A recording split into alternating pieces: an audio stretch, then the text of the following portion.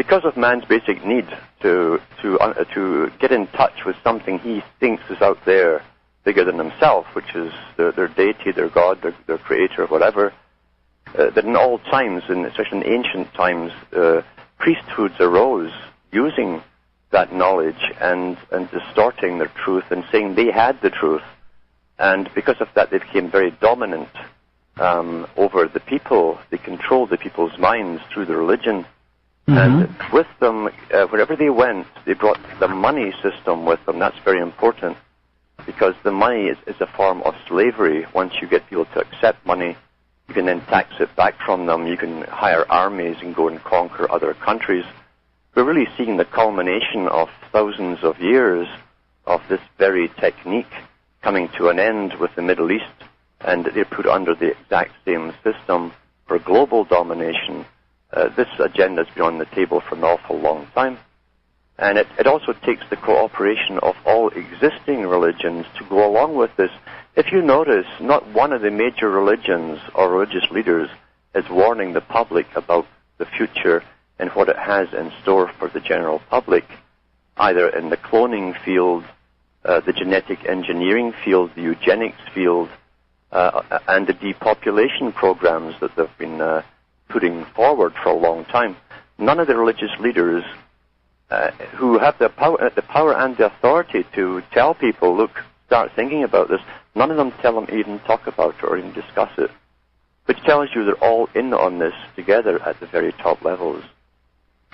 Right, so you're not just talking, you're talking about all the major religions at the top levels perhaps working together to mislead the masses, and this goes back a long, long way. Can you give us any kind of history that you uncovered throughout the centuries that lead you to believe this is true?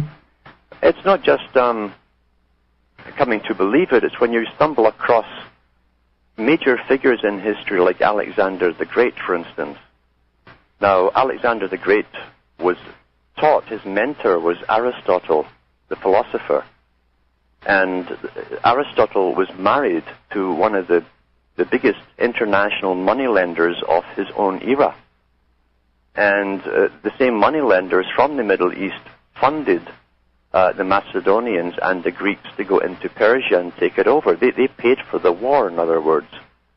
And all the people who were taken over had to pay it all back through taxes to repay the money sharks. But you find the same thing all down through history. Moneylenders, the leaders that teach and put up frontmen like Alexander the Great, or maybe a George Bush in our time. It's all the same old con game. They're all interrelated, we find, through their wives and through their mentors. They're all intermarried, interrelated, and this is their world as far as they're concerned. John Kerry's the same with his wife, who's involved in the Heinz industry. They said they'd take over the food industry, 40, 50 years ago, because when you take over the food industry, you have war on the people. And war in all times takes into account economic war, food and water, all the basics. When you're having a war on a city or on a whole country or on a world, you go for those primary things. And it's just a coincidence, of course. We have John Kerry, who's married to the Heinz dynasty, who I'm sure have been modifying those foods since they created the company called Heinz. Modification of the food to the modification of the people. Yeah. Yeah, exactly. And you know what? I'm looking here on your website, and you have 3 books available, correct? One is Cutting Through Number 1, and then Cutting Through Number 2, A Glimpse into the Great Work, and then Cutting Through Number 3, Esoteric Unveiled and the Meaning of Revelations in the High Masonic Tradition. Why don't we start with your first book and tell us what's that about? That's the go ahead. Really, hermaphrodite has different meanings in the occult industry. In ancient times, they talked about the perfection of the human being, where the left and right brain would be working together, emotion versus reason. It would come to a harmonized point, and that was the perfected man, or the illumined man, as they called it. You'll find the same thing hidden behind major religions. In Genesis, the deity splits himself, he makes a double of himself, and from that double, he then subdivides Adam and Eve from it, meaning that the deity himself was male and female. That's the meaning in the Genesis. You also find the same thing in the writings of Plato. The deity they worshipped was male on the front and female on behind when they walked the other way. They're talking about the ultimate perfection is going to be a creature which is neither male nor female, which can self-reproduce. And it's an odd agenda to have, you might think, but it's always been here for thousands of years. Now, they have talked about the creation of the perfect worker human being that would be both male and female and could self-reproduce. That way there's no conflict. The world they want to bring in has to be conflict-free, free from conflict of nations or races, ethnic groups, but also no conflict of gender conflict. That's what they call their utopia, their peace on earth. However, the elite themselves have said they will not alter themselves. They will only alter the worker bees to be more perfect. And one day, if you serve the system of the state very well, the honor you will have is the right to reproduce yourself, an exact model of yourself. And that's the first book. You talk a lot about that, correct? Yes, and also how it's all done through the Masonic coding, hidden in the language, right through so many different words that we use commonly without thinking of what they really mean.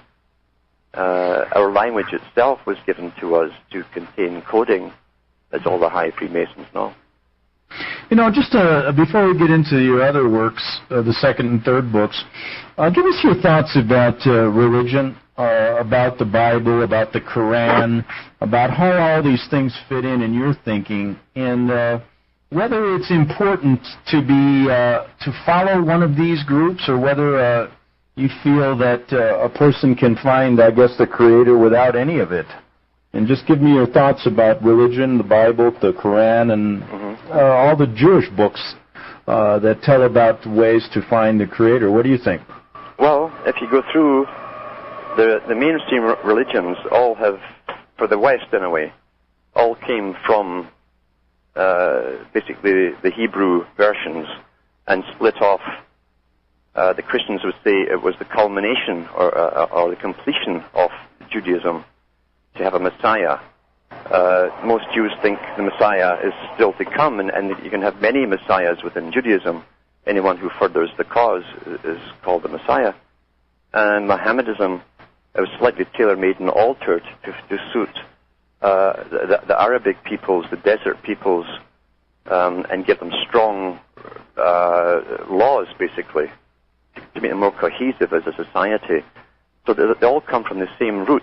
You'll find in every region of the world there's always a trinity of religions which are associated from a main root. And so for the West they gave them Judaism, then Christianity, and Mohammedanism coming from, or Islam coming from the same source.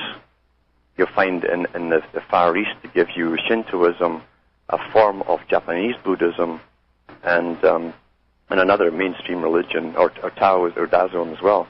So you always have a trinity of religions for each region of the planet, and that's how it's set up.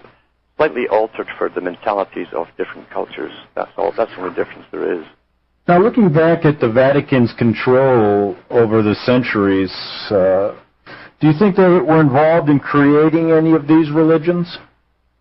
I know it's been said they've been involved. However, the Vatican, Roman Catholicism itself, you have to look at it through history's eyes to see how it even evolved. Yeah, go ahead. We have to realize that what you had was a Roman Empire that knew it could not, it fell towards the end because it could not tax all of its colonies sufficiently to keep Rome in the lifestyle that it accumulated and was used to. So they thought that religion was a better way to dominate the minds of whole people, more cheaply, more effectively, especially if you could indoctrinate the young. You will never lose them when they grow up. So the Catholic Church, remember, took someone else's religion, the Gnostic religion, really, And the Gnostics had a Jesus-type figure who they said was mythical. He was a myth of a perfected man, which they all hoped to emulate. So it's almost like a mascot, you might say, of the perfected man, not a real person. And so they were arguing with Constantine when he had the first great meeting in 325 AD to form this new universal church, as it was called at the time.